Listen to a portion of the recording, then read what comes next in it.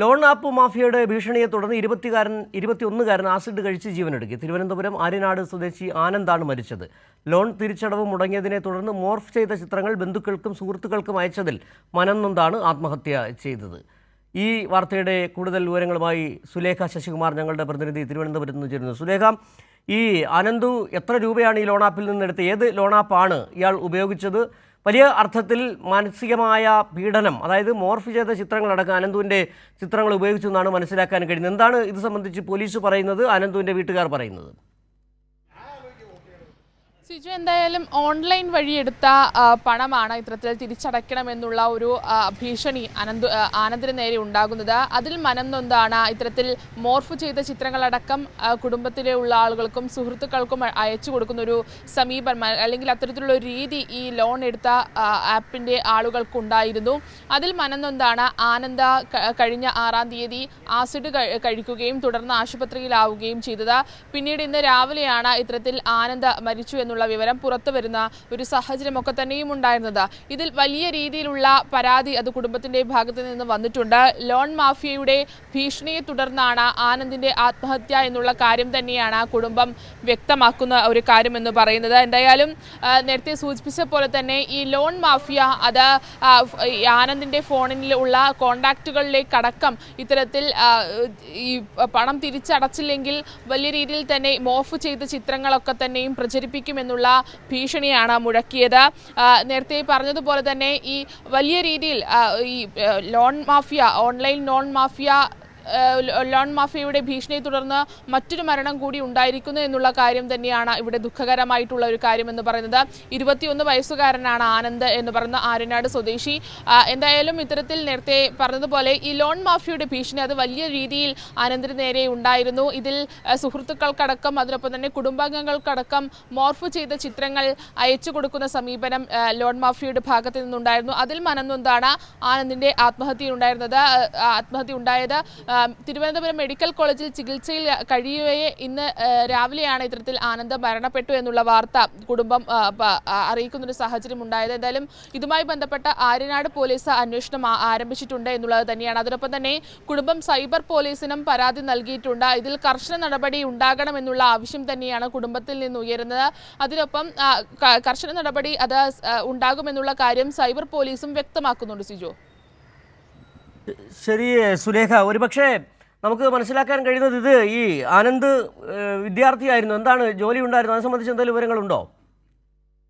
സിജു, ആനന്ദ് എന്ന് പറയുന്ന 21 വയസ്സുകാരൻ പഠനം കഴിഞ്ഞ് നിൽക്കുന്നൊരു സാഹചര്യമാണ് ഉണ്ടായിരുന്നത്. മറ്റ് കാര്യങ്ങളിലേക്ക് പോകുന്ന സമയത്താണ് ഇത്തരത്തിൽ ലോൺ എടുക്കുന്ന ഒരു സമീപനം, അല്ലെങ്കിൽ ലോൺ എടുക്കാനുള്ള ഒരു സാഹചര്യം ആനന്ദിന് ഉണ്ടായിരുന്നത്. ഈ പഠനം കഴിഞ്ഞ് നിൽക്കുന്ന ഘട്ടമായതുകൊണ്ട് തന്നെയാണ് ഇത്തരത്തിൽ ലോൺ എടുക്കാനുള്ളൊരു സാഹചര്യം ആനന്ദിനുണ്ടായത്. പിന്നീട് ഇത്തരത്തിൽ മറ്റ് ജോലികളൊക്കെ തന്നെയും ചെയ്യുന്നൊരു സാഹചര്യമായിരുന്നു ആനന്ദിനെ സംബന്ധിച്ചുണ്ടായിരുന്നത്. കുടുംബം ചെറിയ രീതിയിൽ ചെറിയ കുടുംബമാണ് ആനന്ദിൻ്റേത്.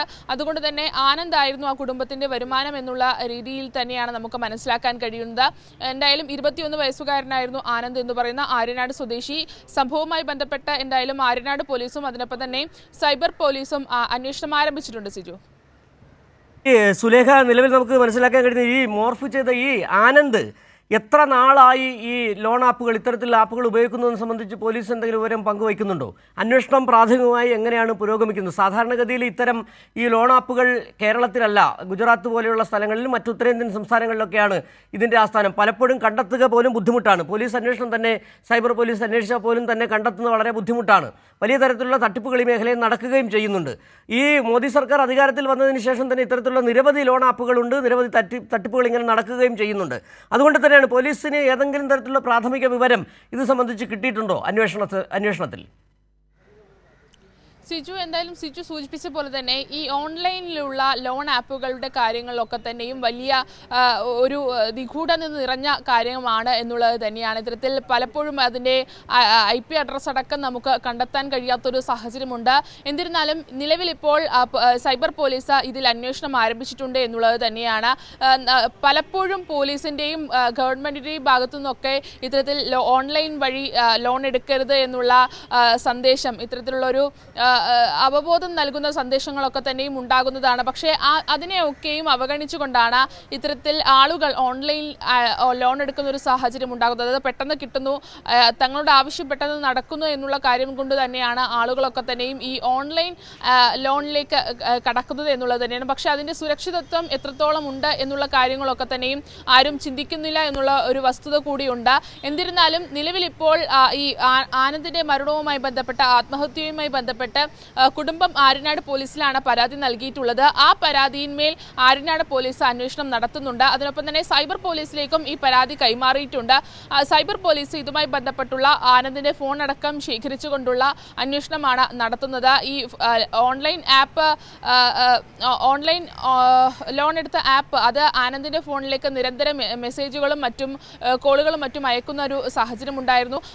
അതുമായി ബന്ധപ്പെട്ട ആ നമ്പറുകളൊക്കെ തന്നെയും ശേഖരിച്ചുകൊണ്ടുള്ള അന്വേഷണം തന്നെയാണ് സൈബർ പോലീസിന്റെ ഭാഗത്ത് നിന്ന് നടക്കുന്നത്. എന്തായാലും ഇതിൽ കർശന നടപടി ഉണ്ടാകുമെന്നുള്ള കാര്യം തന്നെയാണ് സൈബർ പോലീസും അതിനൊപ്പം തന്നെ ആര്യനാട് പോലീസും വ്യക്തമാക്കുന്നത്. സിജോ, ശരി. സുലേഖ ശശികുമാറാണ് തിരുവനന്തപുരത്തു നിന്നുള്ള വിവരങ്ങൾ നൽകിയത്.